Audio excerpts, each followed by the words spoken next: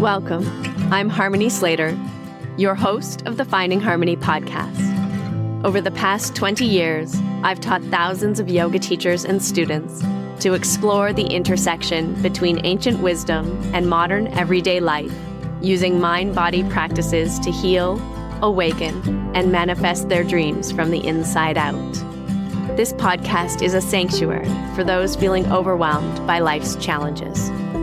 Are you ready to jump in and discover how these challenges aren't actually in the way, but are the way to finding harmony? Let's invite the magic back in. What happens when devotion turns into blind obedience? When a teacher's power starts to eclipse their students' sovereignty?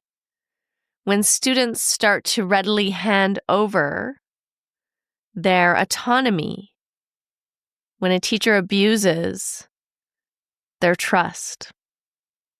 We've been watching this conversation surface again in the Ashtanga community, and it's already come into the light, not a favorable light, in the Bikram world. Students have had boundaries crossed, bodies pushed past their edges to injury, the lines of consent blurred under the guise of love or discipline or devotion. And it's painful. And it's part of our collective reckoning right now, asking us all to wake the F up, to remember that real yoga isn't about submission. It's not about doing the correct method. It's not about perfection or being obedient or being the good girl or the good boy or following everything this teacher is dictating.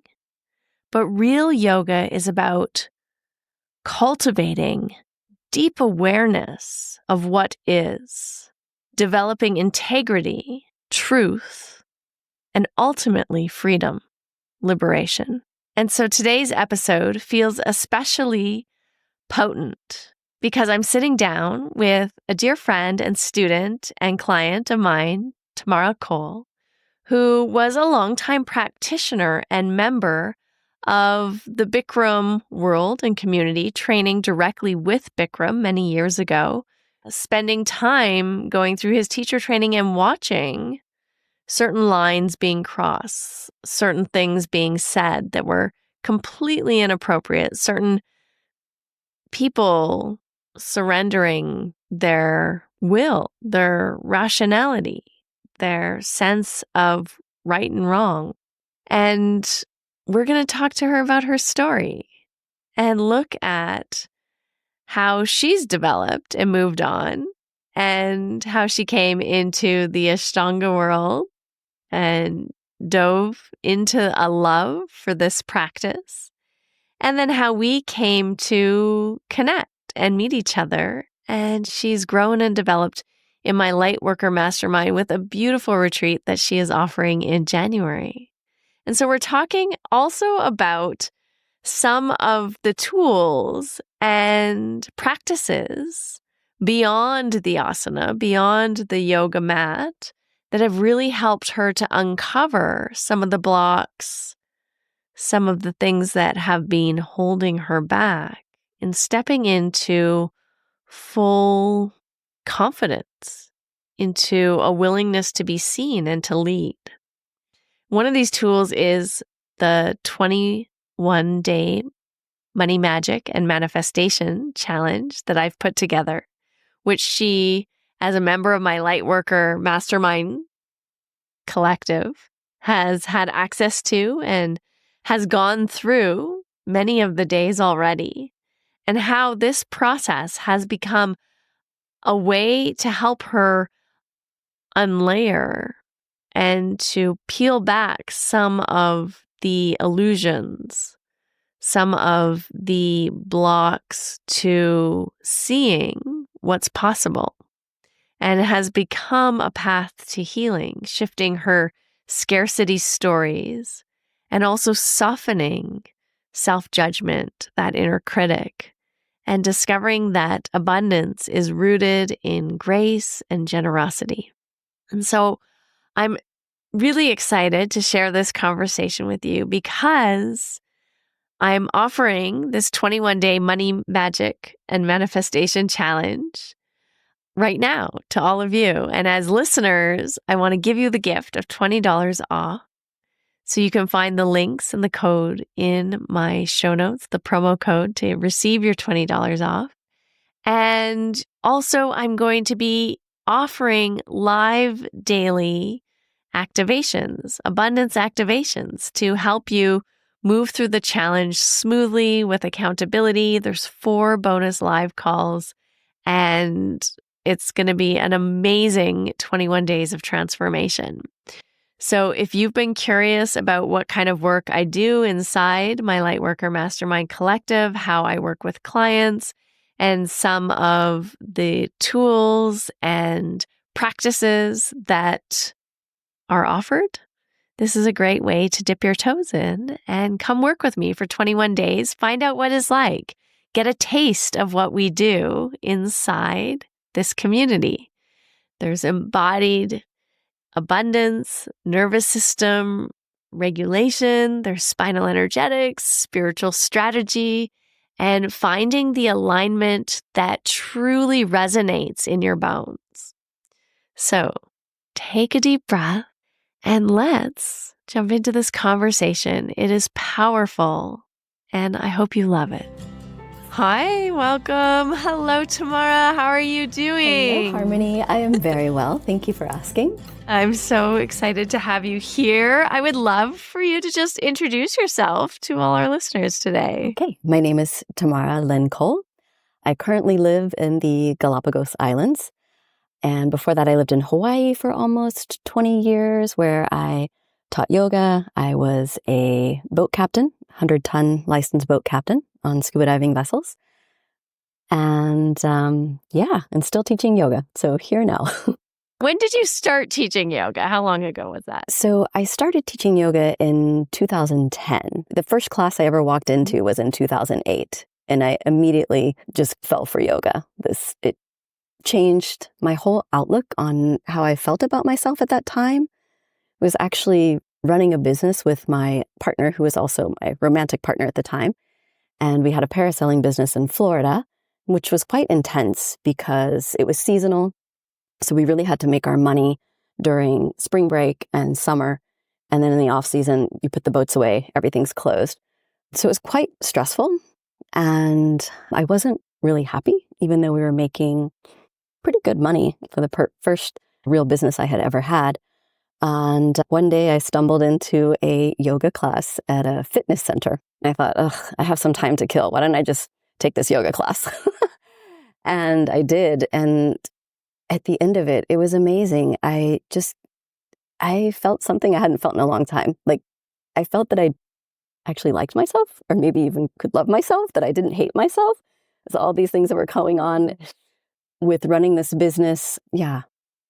That's so powerful. What an amazing sort of experience. Was it like you laid down in Shavasana and had that kind of insight? Kind of. Or that feeling? Yeah. Just at the end of class, I walked out of there on a cloud and not expecting anything. I didn't have any idea what yoga was. I wasn't fit. I wasn't flexible. All throughout my high school years and formative years, I had friends that were cheerleaders, that were ballerinas. I could never touch my toes. I was like, I don't even care. I didn't want to be athletic. I wanted to be punk rock and push against that whole thing. And then, I don't know, it was crazy. I don't know if the teacher, this woman, the whole experience was just amazing. And I decided I have to go back. I have to have more of this. Incredible. I love that. Was it just a flow class? It was in an LA Fitness in one of the rooms there. And I thought, I think I want to find a yoga studio, a dedicated yoga studio that has teachers that hopefully are along the same caliber or lines of teaching. Yeah. Yeah. And also that had a kind of a wider, broader schedule for me to fit into what I was doing with my day. And so I actually found a Bikram studio that was close to our house that had a full schedule that I could choose from so many classes. And I went and I immediately just went into it and started doing Bikram yoga like 5 days a week. Wow. Full immersion. Immersion. And you like got so into it because I know you and I know your story a little bit that you eventually decided to go and train to become a Bikram teacher. I did. It was only 2 years of practicing, and I thought, this is what I want to do. I feel so good doing it. I want to share this with other people. So how can I do that? And I decided to go to the teacher training that at the time was in San Diego, and I lived in Hawaii, and it was 9 weeks. Wow, 9 weeks? 9 weeks. Holy, that's a lot. It is a lot. And you were there the whole time. Tell us a little bit about what the days were like. What was a week? What did that compose? So you practiced the hot yoga twice a day, and they had a huge tent set up in the parking lot of this hotel that we were all staying at. There were over 400 people from, I think, 40-something different countries. It was really massive, amazing at the same time to meet all these people, to be there together. But yeah, it was intense. It was a bit like a boot camp. They're practicing 90 minutes of hot yoga in the morning and in the afternoon, and then having various lectures, breaking off into our different groups and learning the dialogue, because Bikram yoga is a set dialogue where you are expected to just read it off verbatim, what the students are supposed to do. It's so interesting. I always found that kind of fascinating that the Bikram class did create literally like a script that every single word was scripted. Yeah. And like a traditional Bikram class very rarely deviates from the script. It's like stretch. Lock your knee, lock your knee, lock your knee. Yeah. Yeah. There's lots of repetition too in it as well. Yeah. Like, it's fascinating. Did they ever explain like why they did that? Was it ever revealed? Oh my goodness. This was so many years ago. Now I'm trying to remember if there was an explanation or if it was just like, this is what it is and you do it. Or if I even questioned it at the time, because I was just there and I wanted to get my certification. I wanted to get back to Hawaii and I wanted to teach. And that was the other thing, is I felt so isolated being in Hawaii. I didn't really understand the whole culture or what it was all about. I was just there for the yoga. And then you come to this kind of place with all these people from all over the world. And yeah, it was really interesting. Yeah. And you were with Bikram himself, like the real dude in his Speedo with his little man bun ponytail. Yes. He wasn't there the entire 9 weeks, but he would come and go, and he would teach some classes and he would teach some lectures, and he would make us stay up until 4 a.m. watching Bollywood movies with him. And then we'd have to get up and practice the next morning. That's why I say it was a bit like boot camp. I don't know if they were trying to break us or what, but a little bit. Some of the head teachers would walk around, and if they caught you slumping over or napping, they would wake you up to watch the movie. To watch the Bollywood movie. Oh my gosh. That's like torture. A little bit, because you just want to go to bed. Yeah. And it's so funny. Did they ever explain like what it had to do with yoga or the teachings? The Bollywood movies? No. This was, I think, just because Bikram wanted to watch it and didn't want to be alone. That's my interpretation. I don't know that's true, but it felt that way a little bit. I mean, a lot of stories came out around Bikram, around him bringing students up to his room, like forcing them to watch these movies. I think rape was involved, inappropriate, all kinds of things were involved. Yes, I can definitely see that. I wasn't impressed with him as a person, I should say, while I was there.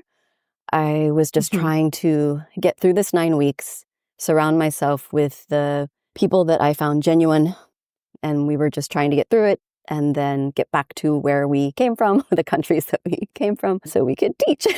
But yeah, definitely, there were some things that were inappropriate, very inappropriate. I'm so curious because I think like being a student with Pattabhi Jois and in that culture, there was certain things that I saw that I also thought that seems a little weird or off, not really how I would do it if I was a teacher. You know, you have these little moments of questioning what's going on. Was there any moments like that with Bikram that it sounds like there were that got your kind of spider senses like going, I'm not sure about this guy if he's like what's happening here?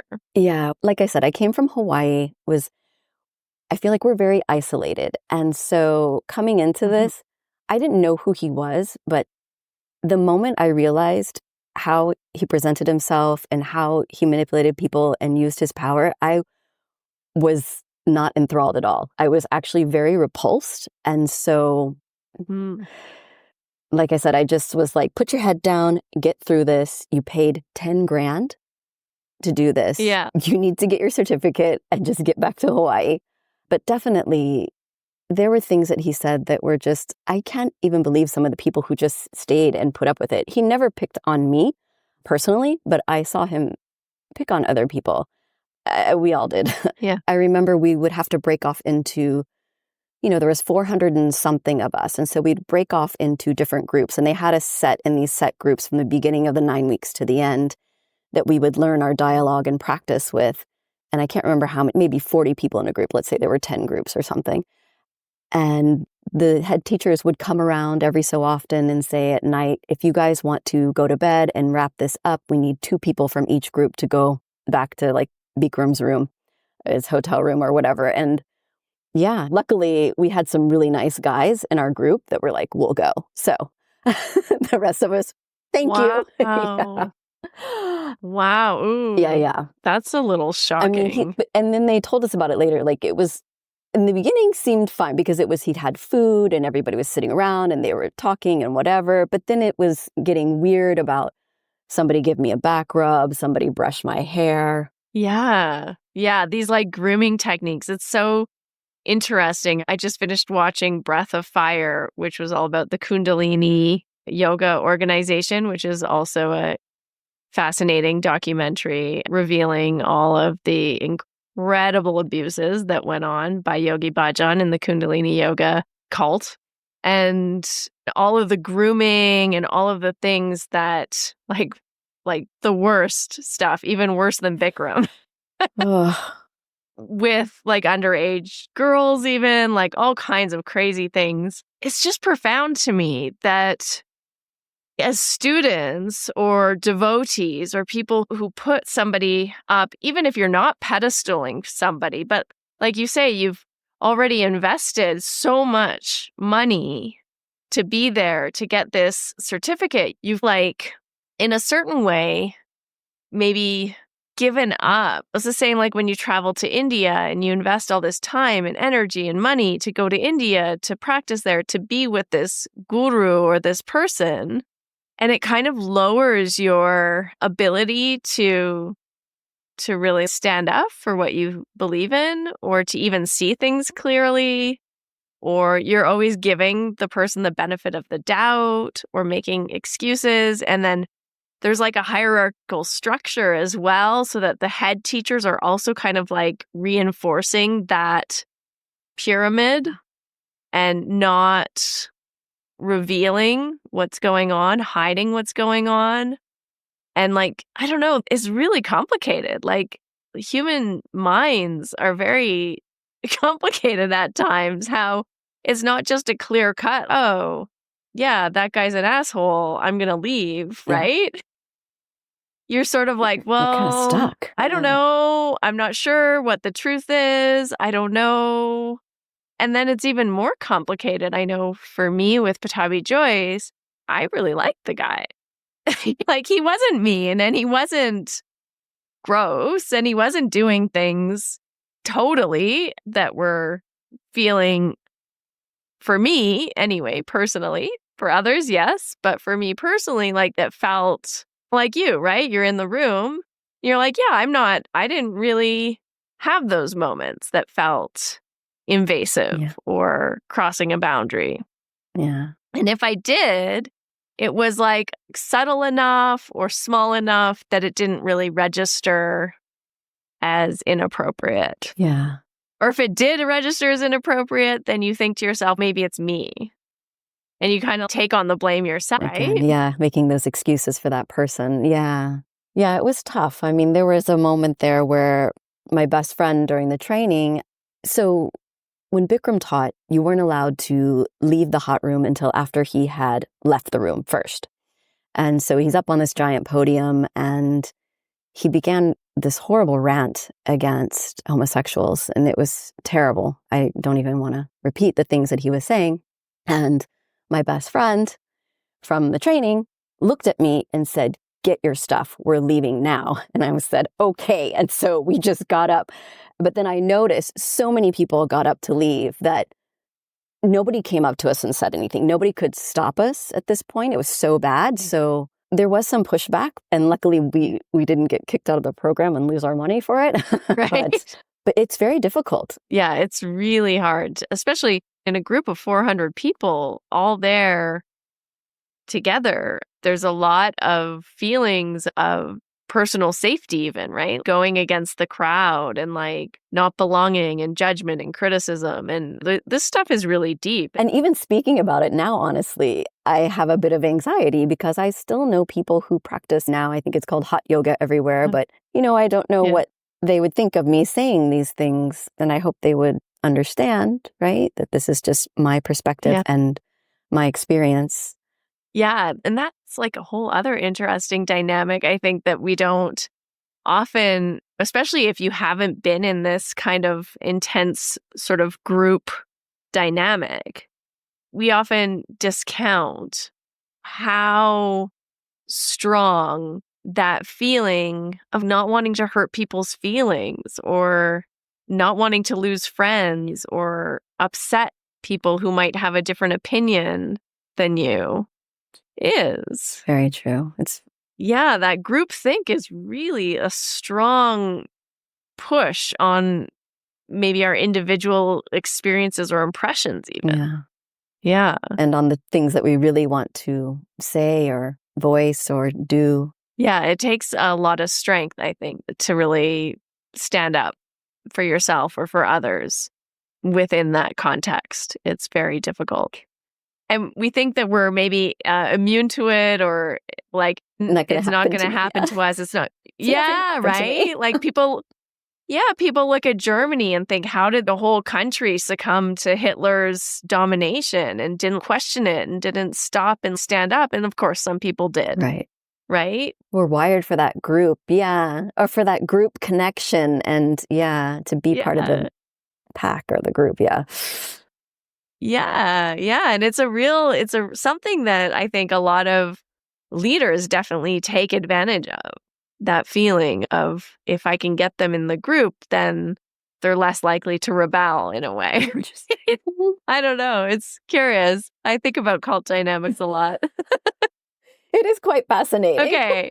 Yeah, no, it really is. It really is. And you see it used like all over the place too. Some of the tactics, they're used everywhere because it's a part of us as well as humans. Like you said, that feeling like of wanting to belong and feeling safe within a community. And those are all really good things too. True. So you practiced with Bikram, you got your training certificate, you started teaching back in Hawaii. How on earth did you end up in Galapagos? I mean, I think there's a lot that happened in between Hawaii and Galapagos. Actually, so it was the pandemic and everything shut down. All the yoga studios, all the gyms, the hotels, everywhere that I was teaching. And I did maybe one online class. I just really wasn't feeling the online. I was so used to being in that group setting in person. And I just started picking up odd jobs here and there, tutoring kids after school. Nothing very fulfilling of what I really wanted to do. And then my partner, out of the blue, saw that there was a listing for a position here in Galapagos.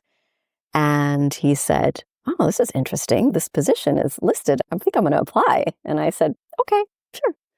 And he applied, and then they wanted him to come out. They wanted to meet him. And this was September or November of 2020. So this was still like during COVID. So he had to take, I can't remember how many the nose tests that they did, 5 or 6 within traveling for 2 days. It was insane. Like they made you take one every stop that you made, basically. And he came out here and he saw it and came back and said, "All right, what do you think?" And I said, "Hey, I have actually always wanted to go to Galapagos ever since I was in high school. And my mom bought me, I think for 1 year, a subscription to National Geographic. And at the end of the year, they send their little portfolio of the explorations that they're doing and come join us in the Galapagos. And I was flipping through it. I was like, I want to go. And then I saw the price tag and I said, I'll never go. Oh, no. And then when this came up, we just said, yeah, let's do it. And it's funny, I think, honestly, too, if I was still teaching yoga, I think it would have been harder because I love the community in Hawaii. I loved other places I worked at, the people I worked for. And so I would have had all that to contend with. But since it was all gone, I thought, I've got nothing to lose. Let's go. Yeah. Galapagos is a really special place. Tell us about it because even having to take so many COVID tests, it's an island. Yes. And it's very restricted, isn't it? As far as what comes in and what can go out. Yes. So the Galapagos is part of Ecuador in South America, about, I think it's 1,000 kilometers away from the coast, so east of the coast. And basically, yes, out here in the middle of nowhere, it's a set of islands. And so I live on Santa Cruz Island.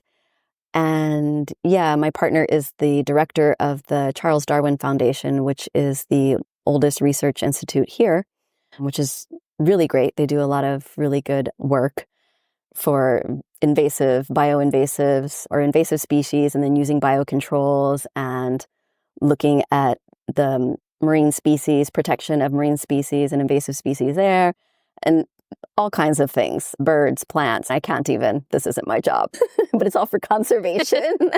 So many species of various types. So many things that we need to protect here because it is a unique place. There's animals that exist here that don't exist anywhere else on the planet. It's the only place in the world where you'll have an iguana that actually swims and forages under the sea for seaweed, to eat. We have the flightless cormorant. So the cormorants came out here, and over evolution, they lost their ability to fly because there was no need. So now they just swim and dive for their food.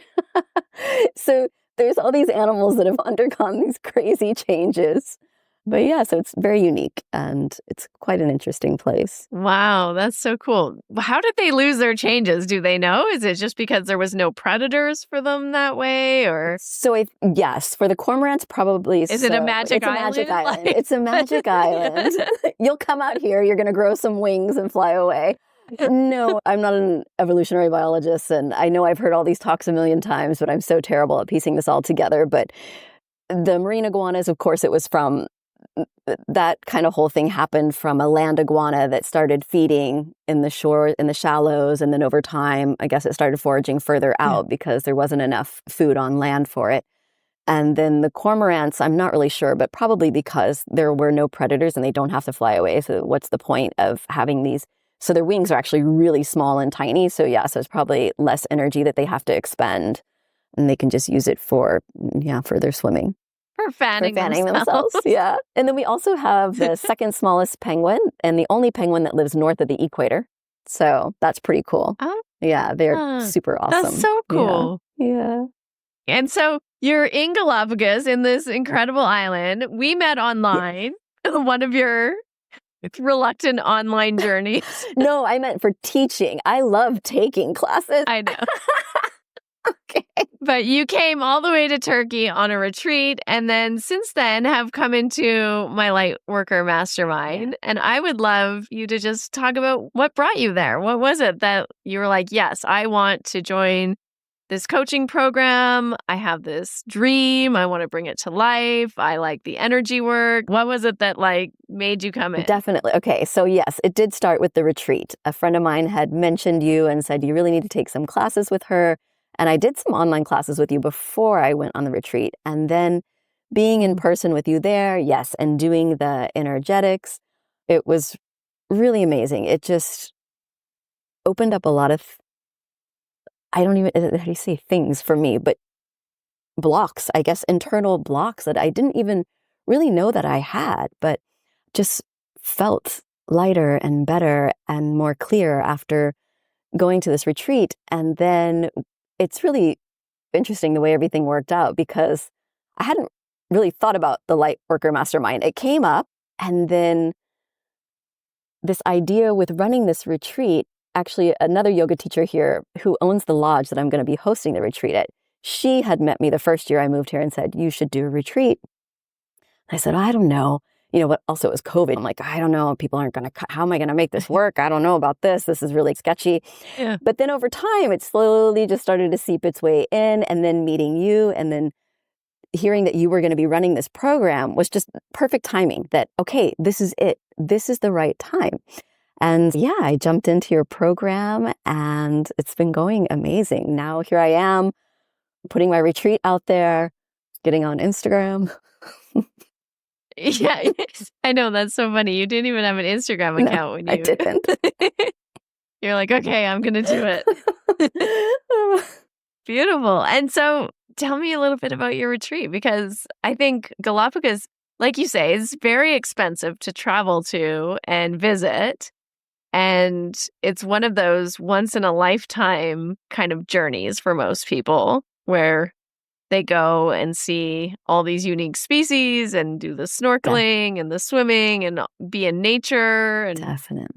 So, yeah. So what are you doing on your retreat? So this is definitely a bucket list kind of thing. People like, I need to come there and see all these things. And there are actually some people who do come back more than once.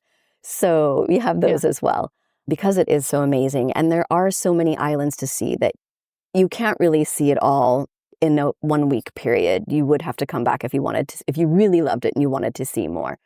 But it is so worth it. I can't even put into words. You hear Galapagos, you think amazing, and you get here and it really just blows your expectations away.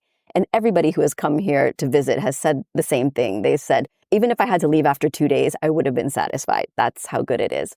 What makes it so good? I mean, well, also I think you have to be a nature lover. If you love the outdoors and, the animals have no fear of you. I think that is the biggest thing, is you feel like you don't belong here as a human, which I kind of love. Like the whole idea of this is where the animals belong. This is their place and we're just visitors here.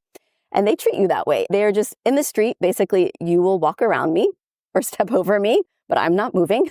Sea lions, iguanas, whatever it is. It just, the birds sometimes just come right up to you and you're thinking, what are you doing?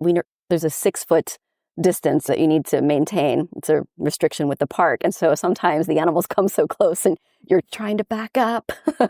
That's incredible, because also it sounds like the human culture that has been built up on the island has been built to preserve the animals and the nature rather than destroying it, which happens in most areas. Yes. Galapagos actually has done a really good job of preserving. They are on the UNESCO World Heritage Site.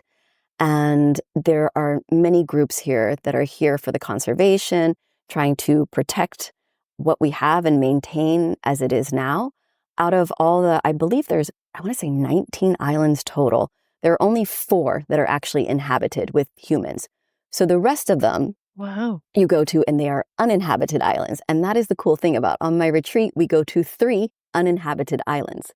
Yeah. So that means you get on a boat and we go out and hopefully, who knows who we see along the way, sea turtles, dolphins, whales, whatever it is, sharks. And then you get to these islands and we can snorkel, we can hike on some of them. It's all designated by the park. So it depends on what the rules are with each island. But yeah, it's an amazing time. Sharks will just go right underneath you. Rays will circle around underneath you. It's just beautiful. Wow. It is a magical island. That's incredible. So you're going to go to 3 uninhabited islands. What else are you planning to do on this retreat if I were to sign up? I'm almost there. So we are also going to visit a land tortoise reserve. We will visit 3 other beaches. We'll visit the Charles Darwin Foundation.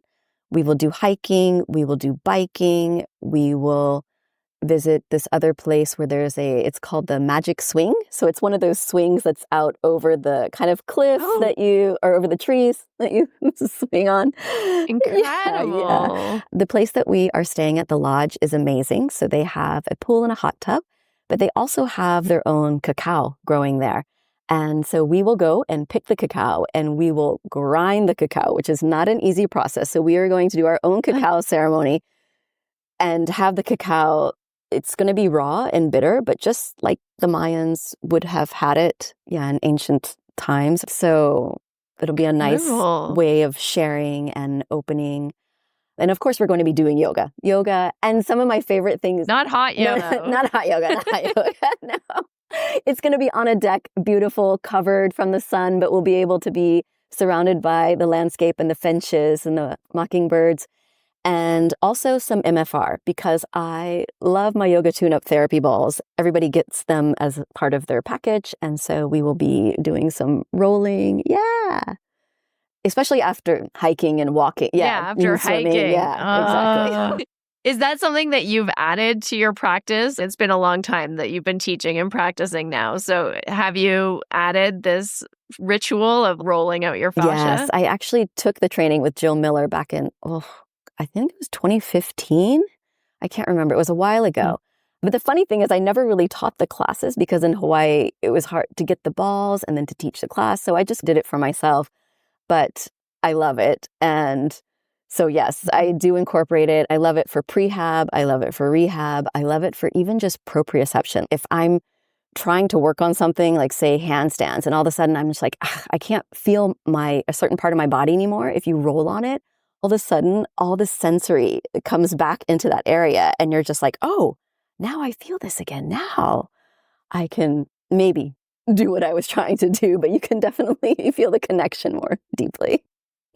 Yeah, that's amazing. Incredible. Okay, we're going to put the link in the show notes so everyone can sign up and come explore Galapagos. It sounds absolutely magical and incredible and mystical. I'm so excited for all the people who get to go on this incredible trip with you. And for those who want to go but are thinking, I don't really have enough money, we have something for them, don't we? Yes. So within my Lightworker Mastermind, it's also a separate offer, a little course that I'm going to offer it live so that you can come in on November 3rd. You're going to start getting live audios from me, but you also can go through the course material. But because you are in my Lightworker group, you have early access to it. And you've already been through almost the entire 21-day challenge. Yes, I have. And it's called Money, Magic, and Manifestation. And so what was that like for you? I want you to tell everyone because I want everyone to come into this challenge because I'm so proud of it. I think it's so powerful, and it's really powerful to work on your money mindset. And it's not just your mindset, it's like your somatic reactions to money, because money's the thing that we never talk about, just like sex or other things. Right? So we bury a lot of unconscious programming, but especially money, because it goes all the way back to our roots, to our family, to our ancestors, to where we came from. And these are like inherited, frequencies and patterns that we take on unconsciously. So much of it's unconscious. So what was your experience like? Tell everyone doing this 21-day challenge. It was really enlightening. Every session, I felt like I uncovered some new misunderstanding or belief that I had that was false about money, that was just so deeply rooted. You couldn't see it. But doing this work, and especially doing the somatics, there were various times that we did the tapping, the meditations, it all just really helps uncover these deeply rooted beliefs that are not really correct. Yeah, and like rewire them too, like take the charge out of them, the energetic charge. Exactly.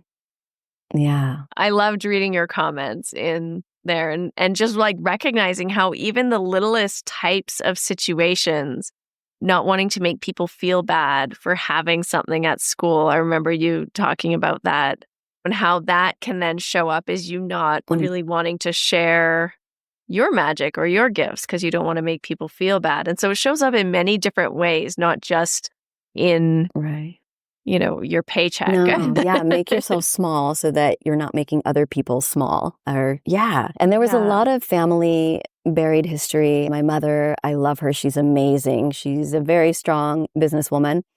And my parents divorced when I was 4. And so my mom started her own company pretty much a few years after, I think, the divorce, and raised me as a single parent, having this very successful business. But I also saw all these things that her having her own business that took her away from me in the time.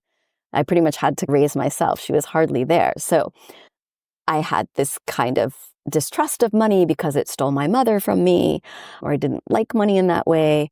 And I also saw the way that she was at times. She was very harsh and direct, I don't know. And so some of these qualities that I saw in her, I thought, oh my God, to make money, you kind of have to roll people over and be this kind of person that I don't want to be. But is that true? No, it's not true. I don't have to be that person to make money. Yeah. I can be my own person, and I can be kind, and I can be loving and giving and forgiving and still make money. And it was just crazy. So many things. And even later in life, having that business, this parasailing business that I had with my partner, and realizing that I had told myself that was the most miserable time of my life. I was so unhappy, and I was making the most money of my life. So making money makes me unhappy. But that's not true either. Yeah, we pair the things together, and then it blocks us in the future if it's a negative pairing. Yes. Lots of and it's really interesting. Yeah, sorry. Yeah. And until you just slow down a little bit and do the work to do the uncovering, it just sits there. I think Carl Jung said, until you bring what is unconscious into your conscious awareness, it will direct your path and you will call it fate. And that's the power of slowing down enough to really open the box, Pandora's box. It really is. Yeah. Or if you want the Indian metaphor of churning the ocean, right? Churning the ocean, and what comes out first is the poison, because that's all the stuff that's buried down there. But then once it comes out and it comes up into your awareness, what's left is beautiful, because then you can transform it and it becomes energy, it becomes gold. Magic, really. To help you move forward in the way that you want to move forward. Yeah, more control over what I want and how I want to do it, how I want to be. Yeah. Thank you. Yes, I love that. Would you go through an exercise with me before we've finished? I think it'll be fun. So you've already done some work around this, so maybe you'll have different answers, but let's just see. You're going to say the first thing that comes into your mind, okay? I'm going to write down your answers so you don't have to worry about it. Okay, so just take a nice deep breath in. And if you're playing at home, you can play at home with us too. You can write down your own answers. If you have a pen and a paper, you can grab your pen and paper and write down your own answers. We're going to do it here. Tamara and I are just going to have a little bit of fun and see. So take a nice deep breath in and exhale. Just releasing out. Good. And take a couple more nice deep breaths. Just connecting with your body, with this moment. And then you're just going to say whatever answer comes into your mind first. Don't filter. There's no right or wrong. It can be anything at all. Let's see what comes up, okay? So people with money are enlightened, are kind. See, you did the work, I know. Okay, one word, sorry. And one word. Okay, I put down enlightened. Okay. Money makes people give. Okay. Give. I'd have more money if I put myself out there. Maybe that's still Yep, there's no right or wrong. There's no right or wrong. I'm telling you, there's no right or wrong. My parents always thought money would provide. Okay. Money causes. Shoot, one word, just quickly. I don't know. Anxiety. Now I'm slipping back. It's fine. Slipping back. It's okay. There's no right or wrong. There's no right or wrong. No right or wrong. It's just interesting to see what shows up.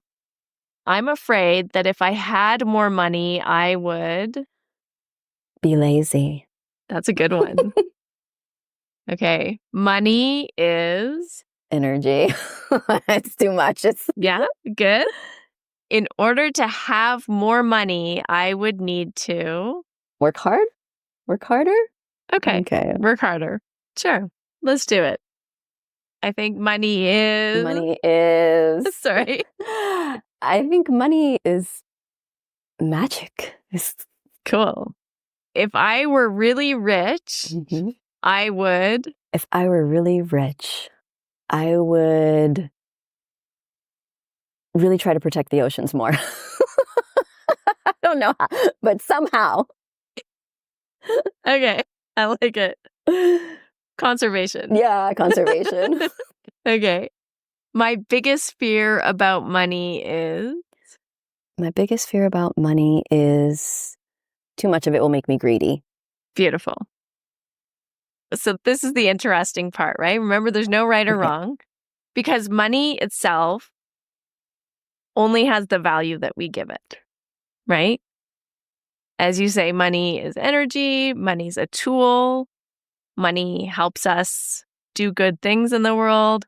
It's just a tool for creating experiences, for buying goods, for donating, for a way of exchanging energy, right? Yeah. We could just use a barter system if we wanted, but money's more convenient because we don't really have so many people with chickens and cows and things like that these days. True. So when we take these same sentences, and if we're looking at money and just looking at it like a tool, we could replace it with something like, what's a tool that you like? A tool that I like? Yeah. We could say like a computer. Oh, okay. Okay. It was like my snorkel and mask. We could say my fins. Yeah, a snorkel. Let's do a snorkel. Okay. I love it. Okay. So yeah, snorkels are really important. They help you breathe underwater, right? So they have high value. Yes. Just like money. Okay. So people with snorkels are enlightened and kind. Snorkels make people generous. Okay. I'd have more snorkels if I put myself out there. Okay. My parents always thought snorkels would provide. They do provide air. Yes. They do provide air. Helpful, right? Snorkels cause anxiety.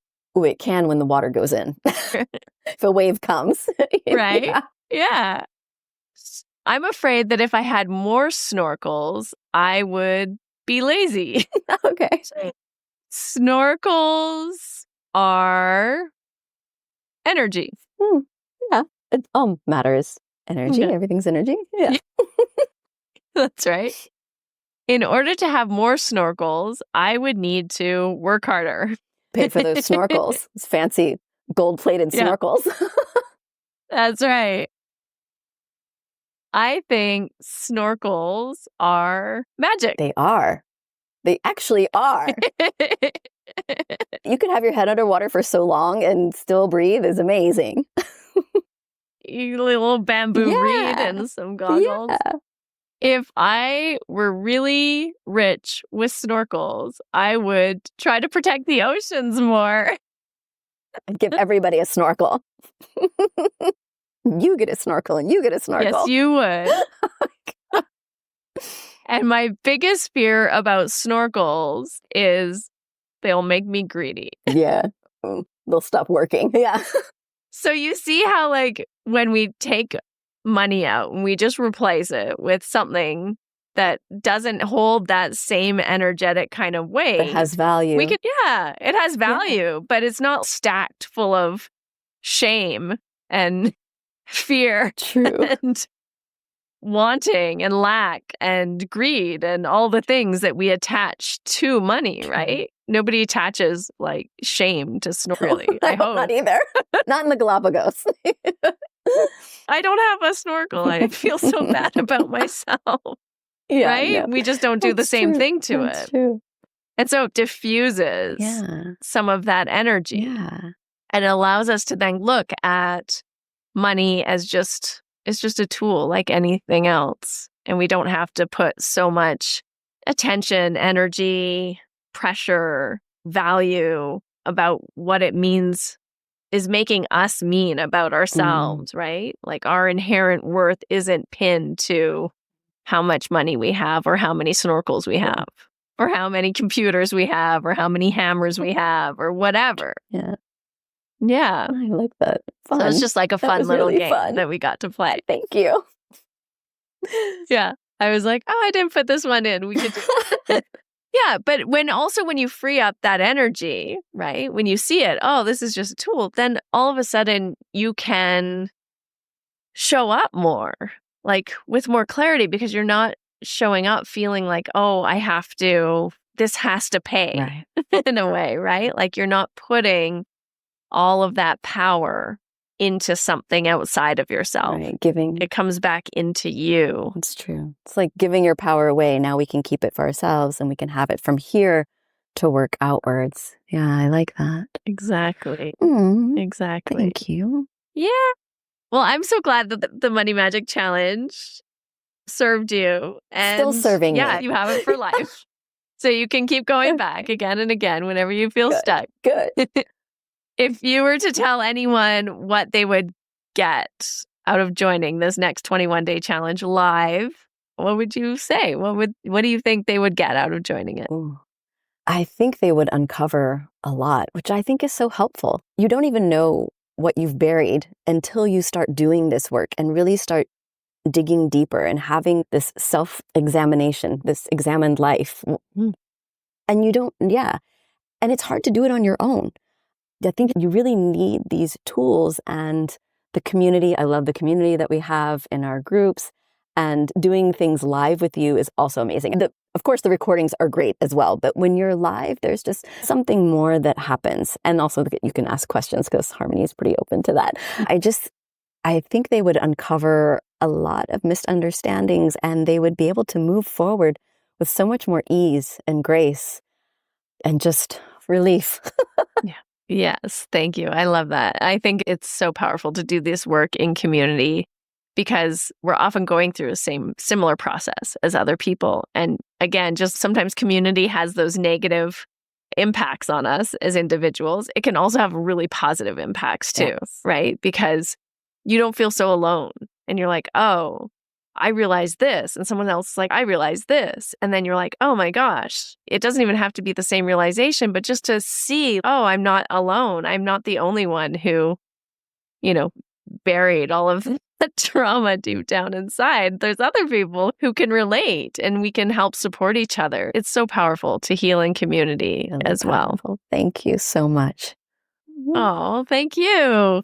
And I love also just like the coming together and what you said, like just uncovering, doing that, slowing down enough to do the work to uncover what's there. And for, people who are spiritual entrepreneurs like yourself, like myself, into spirituality, yoga, the healing arts, coaching, like energy work, whatever it is, we're naturally giving. We're very typically it comes very easy to be generous and giving, and we want this work to reach so many people. We want people to experience all of these beautiful things in life, and we want to just give it all away, which is nice, but that's also a pattern, right? Is like, where are you finding value and how are you valuing your own work that you're doing and bringing into the world, and being in a community of people that are also really supporting that is so powerful, like supporting your value and the work that you're doing and honoring it. It's helpful to have that reflected back. Very helpful. Yeah. Yeah. Thank you. Yeah. Not just be like, oh, I think it's good or I think I'm doing okay. Living in this lonely little vacuum. This bubble. Yeah. Yeah. And then like undercharging for everything. That's true. So I think it's so important to do that work and do it in community with people who are also stepping up into their next level of leadership too. So I really want to honor you for saying yes and doing that. I think it's so powerful. Thank you. Mm-hmm. And I love this retreat that you're doing. I encourage everyone to click on that link to sign up because it's going to be really an opportunity of a lifetime. Galapagos is one of those places that I've also wanted to visit. So if you decide to do another one, we could maybe create something together. That would be very cool. But yeah, this will be an amazing first experience.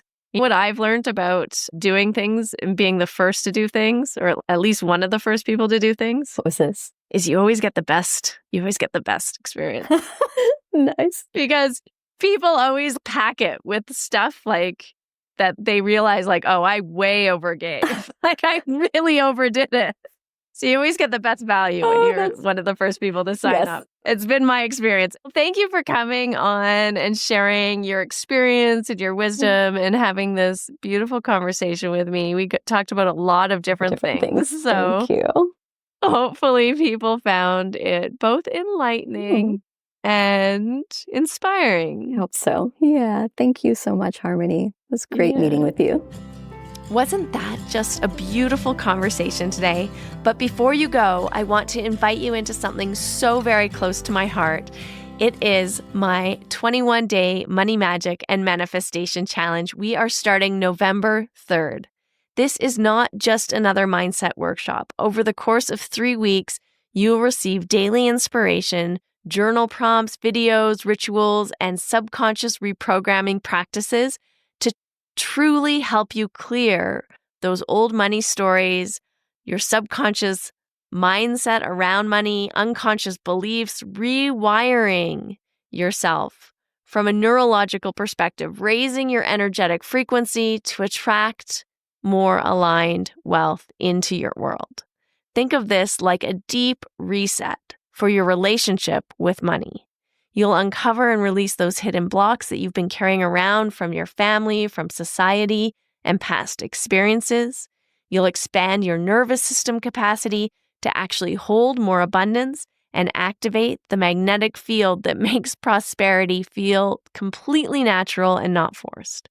And when you join, you'll also gain access to the Finding Harmony community, where you'll be supported with live new and full moon meditations.